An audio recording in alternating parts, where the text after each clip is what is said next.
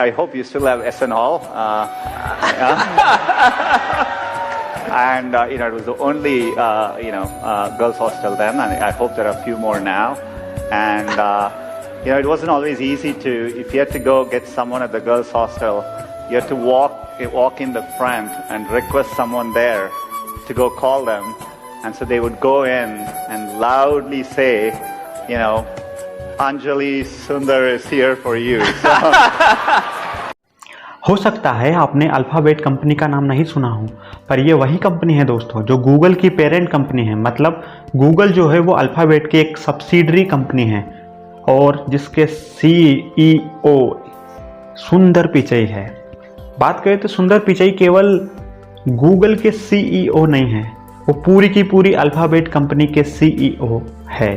जी हाँ, और आज हम लव टॉक पॉडकास्ट के इस 24वें एपिसोड में हम बात करने वाले हैं love story of CEO of the Google. जी हाँ, सुंदर पिचई एंड अंजलि पिचई के बारे में, क्योंकि आज बात होगी एक ऐसी लव स्टोरी के बारे में। आई एम श्योर डेट आपने आज तक कभी भी इतनी इनोसेंट, डेडिकेटेड और इमोशनल लव स्टोरी ना सुनी होगी, ना बोली होगी, ना पढ़ी होगी, ना समझी होगी आज तक। तो कहीं मत जाइएगा और अंत तक सुनिएगा India's number 1 love talk podcast with me Kota RJ Pawan. Stay tuned और ऐसे ही ट्रू लव जर्नीज के लिए हमें सब्सक्राइब करें। जिनके सर हो इश्क की छां। You are listening India's number 1 love podcast, Love Talk by Kota RJ Pawan. This is Hindi podcast who are talking about दिल की बातें दिल से on every Friday. Available on Spotify. बात है 1989 की, जब सुंदर पिचई ने IIT खड़गपुर में मेटलरी इंजीनियरिंग में एडमिशन लिया था और उसी साल साथ में ही एक लड़की अंजलि हरियाणी ने एडमिशन लिया था केमिकल इंजीनियरिंग में। अब क्योंकि फर्स्ट ईयर में काफ़ी सारी क्लासेस लोगों की कॉमन होती है, इसी में से एक क्लास में सुंदर और अंजलि एक कॉमन क्लास का पार्ट बने और उसको अटेंड करने लगे। अब बात कर लेते थोड़ा बैकग्राउंड की। तो सुंदर पिचई जो है वो साउथ इंडियन है, कोर साउथ इंडियन बोल सकते हैं, और अंजलि हरियाणी जो है वो कोर नॉर्थ, यानी कि वो बिलोंग करते हैं कोटा राजस्थान से। तो ये जो स्टोरी होने वाली है एक तरह से देखा जाए तो अपोजिट पोल्स की होने वाली है। जी हाँ, और ये तो आप सब जानते ही कि IIT तक पहुंचने के लिए आदमी ज़िंदगी में केवल फोकस करके चलता है पढ़ाई पर, तभी वो पहुंच पाता है, तब जाकर उनको IIT खड़गपुर जैसे कॉलेज मिल पाते हैं। तो ये दोनों अपने अपने फील्ड में बेहतरीन रहे होंगे अपनी स्टडीज़ में, तब जाकर इनको IIT कॉलेज जो था खड़गपुर मिला था। और दोनों वहाँ पर जब पहुँचे फर्स्ट ईयर में, तो एक दूसरे को जब उन्होंने देखा तो फ्रेंडशिप धीरे धीरे आगे बढ़ने लगी। तब क्या हुआ आगे जानेंगे थोड़ी देर में। तब तक सुनते रहे India's number 1 love talk podcast with me Kota RJ Pawan, दिल की बातें दिल से every Friday. You met Anjali at IIT Kharagpur? Yeah, Anjali is my wife.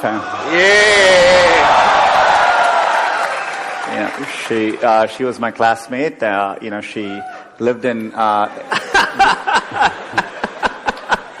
Do you still have? I hope you still have SN Hall.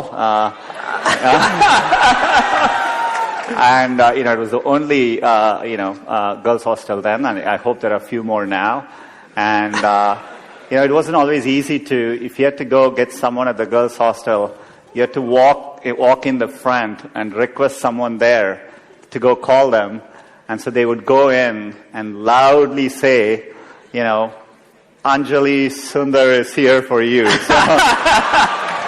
So it wasn't exactly a pleasant experience, but Does it still work like that, or you guys use technology? I guess it's moved on by now. Yeah. और दोस्तों यहाँ पर आना शुरू होता है twist 1989 की, जब या तो आप पैदा नहीं हुए होंगे जैसे मेरी तरह, या फिर आप 3 या 4 साल के रहे होंगे। सबसे पहला सवाल जो उठता है मन में कि 1989 का वो दौर था जब WhatsApp, Twitter, Facebook, Insta, Snapchat तो थे थे भी नहीं, बहुत दूर की बात थी, बल्कि कॉल करने के लिए भी लैंडलाइन बहुत मुश्किल से मिला करते थे। अब सवाल ये उठता है कि 1989 में वो मिलते कैसे थे। जी हाँ, क्योंकि ये जो टाइम था जब आप किसी गर्ल्स हॉस्टल के सामने जाके बैठ भी नहीं सकते थे, क्योंकि अभी तो इलू हुआ ही नहीं था, तो फिर कैसे जाएंगे आप। और अगर बॉयज हॉस्टल का लड़का गर्ल्स हॉस्टल के आसपास टहलता हुआ, घूमता हुआ या फिर बोलता हुआ मिलता, तो उसकी बॉयज हॉस्टल में कितनी बुरी हालत होती थी, ये उस टाइम के लोग भी जानते हैं। और आज के टाइम भी कोई ज़्यादा बदलाव नहीं आया, बस टेक्नोलॉजी का अंतर आ गया है। जी हाँ, तो जानते हैं आखिरकार वो कैसे मिलते थे थोड़ी देर में। तो बातें मिलने मिलाने की हो रही थी, तो बात करते हैं कि ये इंट्रोवर्ट दिखने वाला, गंभीर मुद्रा में रहने वाला और कम बोलने वाला लड़का इकलौते गर्ल्स हॉस्टल जिसका नाम सरोजनी नायडू था, उसके सामने जाकर नीचे से आवाज लगा दिया करता था, जैसे कि अंजलि अंजलि। जी हाँ, तो ऐसा करने से गर्ल्स हॉस्टल में और बॉयज हॉस्टल में सबसे पहले जो 1989 का बेस था, उसकी लव स्टोरी जो पॉपुलर हुई थी वो सुंदर और अंजलि पिचाई की थी। बाकी डाउन द लाइन सुंदर को बार बार आवाज नहीं लगानी पड़ती थी, क्योंकि इनकी लव स्टोरी इतनी पॉपुलर हो चुकी थी कि सुंदर पिचाई अगर सरोजनी नायडू हॉस्टल के आसपास भी दिख जाते तो खबर मैसेंजर द्वारा पहुंचा दी जाती कि भाई साहब नीचे खड़े मिलाओ। बहरहाल इतनी लव स्टोरी जो चली थी वो बढ़िया ढंग से चली और कोई खास कॉम्प्लिकेशन इसमें नहीं आया, क्योंकि सुंदर पिचाई को पढ़ाई का कीड़ा था, तो उन्होंने मटेरियल साइंस में स्टैनफोर्ड में अप्लाई किया पढ़ने के लिए और वहाँ उन्हें एडमिशन भी मिल गया लकीली। तो उसके लिए उन्हें यूएस जाना पड़ा, तो सुंदर स्टैनफोर्ड पहुँच गए। और अब बात आती है अर्ली 90s की। तो दौर चल रहा था तो 90s का, तब ISD जो बात कर रहे थे हम, जैसे कि इंटरनेशनल कॉल्स जो रोमिंग होती है, वह बियॉन्ड द इमेजिनेशन ही हुआ करती थी, क्योंकि उस टाइम में दोनों की फैमिली इतना बैकग्राउंड रिच नहीं था कि वो एक दूसरे को कॉल कर सके। रिच फैमिली से बिलोंग इतना नहीं करते थे, उस टाइम रिच लोग ही कॉल कर पाते थे इंटरनेशनल। इसलिए उन्होंने 6-6 महीनों तक ऐसा टाइम देखा है जब उन्होंने एक दूसरे से बातचीत नहीं की, और जिसे आज की भाषा में हम कहें तो लॉन्ग डिस्टेंस रिलेशनशिप यानी कि LDR भी कहते हैं आज की भाषा में उसे। और जैसे ही सुंदर पिचाई का पहला जॉब लगा, वो अंजलि हरियाणी के पिताजी से बात करने पहुंच गए और बात की भी हो गई जी हाँ, और इन्होंने शादी कर ली। अब ये तो थी कहानी केवल सुंदर पिचाई की साइड की तरफ से। अब दूसरा इसका एंगल भी मैं आपको इसकी रियलिटी समझा देता हूँ, सेकंड जो कॉइन का पार्ट है उसके बारे में आपको, कि अंजलि हरियाणी जिसे अंजलि पिचाई के नाम से भी जाना जाता है, उनके कितने स्ट्रॉन्ग रोल रहे थे सुंदर की लाइफ में। क्योंकि आपको बता दूं, अंजलि पिचाई की बहुत ही ज़बरदस्त पर्सनैलिटी है और आप यकीन नहीं करेंगे कि कितना स्ट्रॉन्ग ये डिसीजन भी लेती हैं, यानी कि इनकी डिसीजन मेकिंग जो है बहुत ही स्ट्रॉन्ग है। वो मैं आपको आगे बताता चलूँगा। बाकी बात करें तो करंटली एक बिजनेस ऑपरेशनल मैनेजर पोस्ट पर है और उस कंपनी का नाम है इंट्यूट। जी हाँ, उस कंपनी में ये बहुत सारे इनको ऑफर आए थे, तब भी उन्होंने उन सारे ऑफर को डिक्लाइन करते हुए अभी वो इंट्यूट में ही काम कर रही है। और जब सुंदर पिचाई गूगल में काम कर रहे थे और इनका करियर बेहतरीन ट्रैक पर चल रहा था, तो इनको जो है माइक्रोसॉफ्ट और ट्विटर से CEO के ऑफर आए थे। तो उस समय अंजलि ही थी जो एक बार उनके साथ मिलकर डिसीजन मेकिंग में,